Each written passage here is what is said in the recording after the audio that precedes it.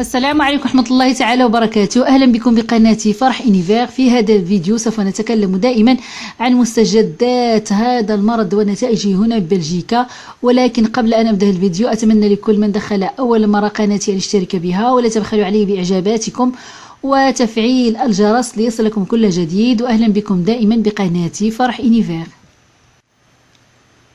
وبحسب آخر تقرير صادر عن معهد الصحة العامة سينسانو، لا تزال بلجيكا تشهد ارتفاعا في حالة الإصابات بفيروس كورونا لأكثر من أسبوع، حيث بلغ متوسط عدد الإصابات بفيروس كورونا يوميا 680.6 حالة في الفترة ما بين 4 و10 ديسمبر، بزيادة قدرها 42%. وفي المجموع يبلغ عدد الحالات المسجلة في بلجيكا منذ بداية الوباء 93,455 حالة منذ بداية هذا المرض إلى غاية الآن.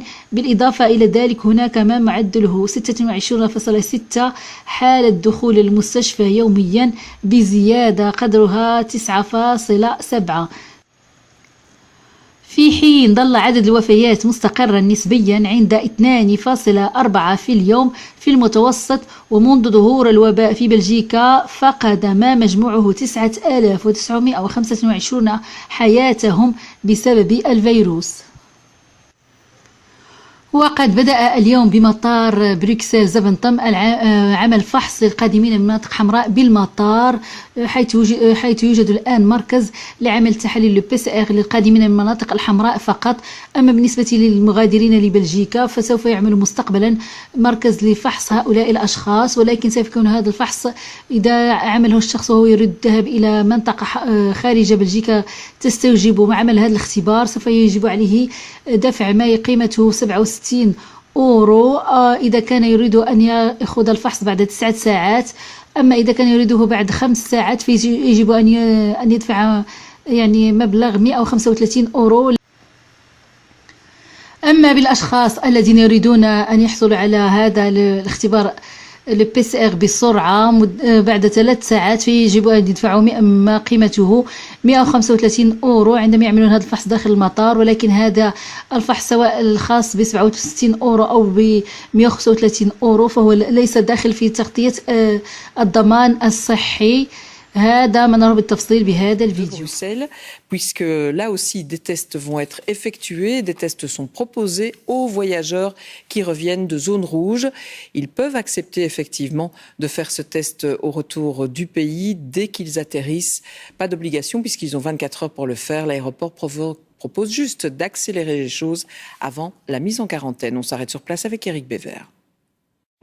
Situé à quelques pas du hall principal de l'aéroport, le nouveau centre de test accueillait ses premiers visiteurs ce matin, comme ces passagers venus du Canada, un pays situé hors de la zone Schengen et donc considéré comme zone rouge. Après quelques formalités, direction l'une des 10 petites cabines pour subir le fameux test PCR loin dans le nez. C'est très bien organisé. C'est vraiment la chose la plus pratique pour les passagers lorsque le test est requis. J'aurais dû le faire de toute façon, maintenant c'est fait, donc au moins je ne dois pas prendre rendez-vous dans une clinique et puis dans les 24 heures il y aura les résultats, donc c'est parfait.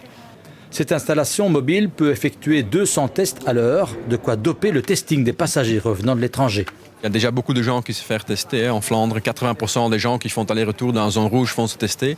À Bruxelles et en Wallonie, c'est un peu moins, c'est presque la moitié. Donc vraiment, on doit donner un support aussi à ces gens-là de se faire tester, mais aussi de rester en quarantaine, parce que si on est de retour de zone rouge, la quarantaine est quand même le plus important. Un centre qui aurait sans doute été utile plus tôt, mais mieux vaut tard que jamais. Ça arrive à temps parce que c'est pas fini, hein? Le virus n'est pas parti. Si c'était parti, c'était trop tard. Maintenant, it is welcome. Pour l'aéroport de Bruxelles, c'est un service de plus offert aux passagers, une manière aussi de renforcer leur confiance, vitale pour le secteur aérien. C'est un élément important pour le redémarrage des activités dans l'aviation parce qu'on est effectivement très fort impacté par la crise du Covid. On tourne à plus ou moins 20% de notre activité normale. Les aéroports wallons devraient suivre le mouvement, mais ils devront être attentifs au rythme des opérations. Très contente que ça se fasse ici à Zaventem. Ça, c'est vraiment très pratique, mais ça dure très longtemps. Le prix du test, 46 € remboursé par la mutuelle pour les passagers revenant d'une zone rouge. Dans quelques semaines, les voyageurs en partance pourront aussi se faire tester. Mais là, ce sera plus cher. 67 € pour un résultat dans les 9 heures et 135 € pour un résultat express en 3 heures. وقد أعربت وزيرة الصحة الفيدرالية ماغي دبلوك يوم الاثنين عن قلقها إزاء ارتفاع عدد الإصابات بفيروس كورونا في بلجيكا في الأيام الأخيرة. وقالت السيدة ديبلوك يوم الاثنين بعد زيارة لمركز الاختبار الجديد الذي أقيم في مطار بروكسل: أنا قلقة، الفيروس لا يزال خطيرا وعلى السكان احترام الإجراءات الصحية المفروضة. وأضافت الوزيرة: أعلم أن الإجراءات ليست لطيفة ولكن من المهم أن نستمر في احترامها، وخاصة الحجر الصحي الذي يعتبر مهما للغاية. يجب مراعاة جميع التدابير قدر الإمكان. يرى الناس بعضهم البعض مرة أخرى، وأعيد فتح المدارس والنوادي الرياضية أيضا، ونتيجة لذلك ازدادت حركة الناس، وبهذا ينتعش الفيروس الذي يجب تجنبه. وفي المقابل تستبعد الوزيرة فرض المزيد من الإجراءات بالنسبة لها. من المهم أن يتم احترام التدابير الحالية بشكل جيد، يجب الحفاظ عليها وإلا فلن نتمكن من السيطرة على الفيروس. من المهم جدا أن يدرك الناس أن لكورونا لا يزال من المهم أن يدرك الناس أن كورونا لا يزال فيروسا خطيرا، لا تزال هناك حالات دخول المستشفى ولا يزال الناس يموتون بسببها. وقد أكد مختص في منظمة الصحة العالمية بأن الفيروس أن العالم بدأ يدخل في الموجة الثانية من فيروس كورونا في العديد من الدول كإسبانيا التي ارتفع فيها العدوى، وكذلك مجموعة من الدول الأخرى، والعديد من الدول أصبحت تأخذ إجراءات جديدة. وحذر أيضا بأن هذه الموجة الثانية سوف يكون نتيجتها ارتفاع عدد الوفيات أيضا. هذا بنراه بالتفصيل بهذا الفيديو. Cela va devenir plus dur. En octobre, en novembre, on va avoir une mortalité plus élevée. On est à un moment où les pays n'ont pas envie d'entendre ce genre de mauvaises nouvelles, et je comprends. En Autriche, par exemple, le chancelier parle sans ambiguïté de la deuxième vague. Pour l'instant, pas question de confinement comme au printemps, mais Sebastian Kurz demande à la population de ne pas prendre cette annonce à la légère. La situation n'est pas comparable à celle du printemps, mais il est clair que les nouveaux cas augmentent de façon significative. Il est donc important de réaliser que c'est le début de la deuxième vague. Une vague qui déferle aussi sur le Royaume-Uni, où les chiffres relatifs au Covid-19 révélés vendredi dernier par le gouvernement sont les pires depuis le 17 mai. J'entends tout le temps le vaccin va être la fin de l'épidémie. Bien sûr que non. Nous ne savons même pas si le vaccin va être efficace dans toutes les parties de la population. Certains signes que nous recevons est qu'il sera efficace pour certains mais pas pour d'autres. Et si du coup nous devons commander des vaccins différents, quel cauchemar logistique. En Angleterre et en Écosse, à partir de ce lundi, il est interdit de se réunir à plus de 6 personnes issues de foyers différents. Une restriction qui s'applique à l'intérieur comme à l'extérieur, à l'exception des écoles, des lieux de travail, des mariages et des funérailles. وحسب أحد علماء الفيروسات هنا ببلجيكا أن سببها ارتفاع العدوى هو خاص بخاصة سببه هو رجوع كثير من المسافرين من المناطق الحمراء مثل إسبانيا وفرنسا التي تعرف ارتفاع كبير لعدد العدوى. لهذا يجب عليهم دائما عمل الPCR واحترام فترة الحجر التي مدتها 14 يوما، وعمل مرة أخرى الPCR اختبار فيروس كورونا، لأن هذا شيء مهم حتى يتجنبوا عودة العدوى بكثرة إلى بلجيكا، لأن بلجيكا مقارنة مع فرنسا وإسبانيا هي لا تعرف ارتفاعا كبيرا مثل هاتين الدولتين. هذا ما نرى بالتفصيل بهذا الفيديو. Alors Yves Copiters, un peu partout, les chiffres augmentent. Faut-il s'inquiéter ici pour autant? Est-ce que des mesures préventives doivent être prises dans notre pays face à la situation au niveau mondial? Oui, tout dépend de d'où proviennent les personnes. Il y a 2 pays qui se démarquent fortement en Europe pour l'instant, c'est l'Espagne et la France, qui ont des taux de transmission 3 à 5 fois supérieurs à chez nous.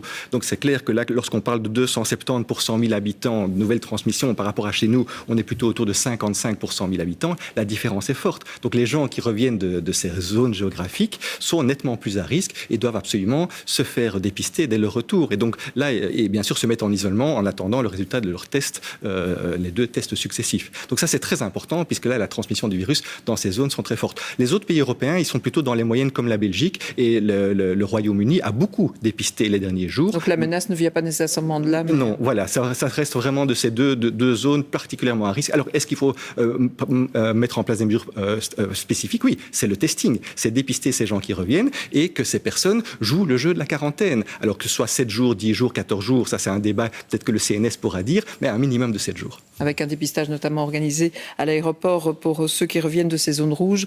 On l'a vu au début de ce... واليوم 14 من شهر شتنبر قد فتحت الجامعات والكليات وجميع المعاهد العليا والمدارس العليا أبوابها أمام الطلبة للدخول هذا السنة سنة 2020-2021 السنة الجامعية التي تبدأ اليوم مع مجموعة من التدابير واحترازات لحماية الطلبة من العدوى بهذا الفيروس مع إجراءات عديدة منها أن يكون في المدرج أو في قسم التدريس يعني مجموعة قليلة من الطلبة ويكون هناك بينهم مسافة بين كل طالب والطالب وكذلك مجموعة من التدابير كتنظيف الأيادي بالمطهر وغيرها من التدابير الصارمة حتى لا تعود العدوى داخل الجامعات أو الكليات أو المعاهد.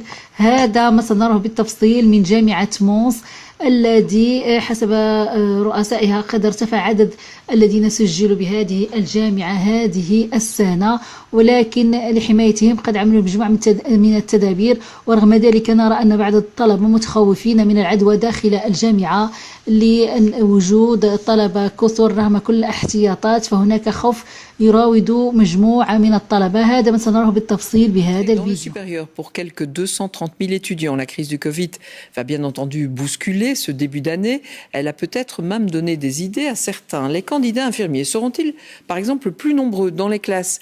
Alexis Gonzalez, le métier a montré son importance ces derniers mois, mais est-ce au point de susciter des vocations?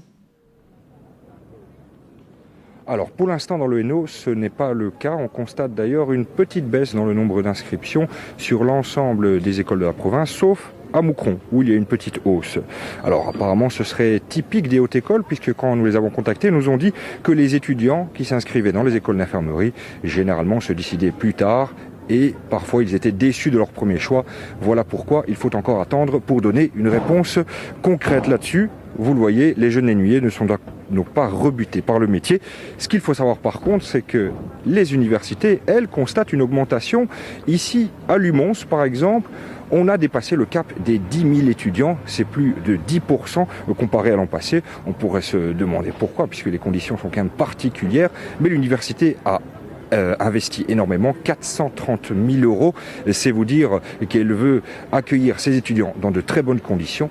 Et je vous propose de découvrir tout ça dans le reportage que nous avons tourné ce matin avec Pierre Rosier, monté par Philippe Pouibourg. S'il te plaît, Catherine. Merci. Une rentrée universitaire sous le signe de la sécurité sanitaire. Avant de commencer réellement les cours, il faut d'abord s'approprier ce nouvel environnement. Par exemple, dans la faculté de langue et traduction, pendant les cours par petits groupes, il va falloir porter une visière. Comme on a eu 6 mois sans avoir école, ça va faire bizarre de reprendre comme ça.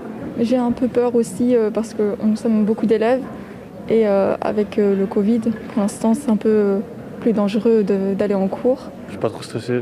Pourquoi ? Je vois qu'au moins les moyens sont mis en place et qu'on peut continuer à vivre à l'école ainsi.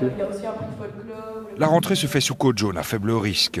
L'université s'est bien sûr adaptée, indication au sol, séparation entre les bancs, port du masque en auditoire et à l'extérieur. Nous avons adressé 2 guides, un guide pour les enseignants, un guide pour les étudiants, et ces guides retranscrivent le protocole que nous avons reçu de la ministre Valérie Glatini, et ainsi de manière relativement précise, avec des tutoriels, avec des vidéos, nous en avons informé nos nouveaux étudiants, mais également les anciens. Et pour les nouveaux étudiants, en plus des mesures sanitaires à adopter, il va falloir se mettre à niveau après une fin de réto perturbée. Les étudiants que nous allons accueillir auront de toute façon obtenu par leur établissement d'enseignement secondaire leur CESS. Donc sont susceptibles de participer à des cours au niveau de l'enseignement supérieur. On va déployer davantage d'évaluations en matière d'évaluation continue pour suivre davantage encore nos étudiants et leur profil personnel. Autre tendance de cette rentrée, un peu partout, on constate un nombre d'inscriptions en augmentation dans l'enseignement supérieur. Peut-être par le fait qu'il n'y a pas eu de seconde session au niveau du secondaire, peut-être par le fait aussi que nous avons démontré ces 6 derniers mois que nous sommes capables d'adapter nos cours, capables d'adapter notre accueil des étudiants. S'adapter, voilà le mot d'ordre d'une rentrée aux conditions plus qu'inédites. C'est facile à rentrer, ça, Rosa ? Non, c'est pas évident du tout, non. Et je pense que je vais bientôt m'en débarrasser. C'est-à-dire ? Bonne journée. وفي نهاية الفيديو أتمنى لكم الصحة والعافية وأهلا بكم دائما بقناتي فرح إنيفير.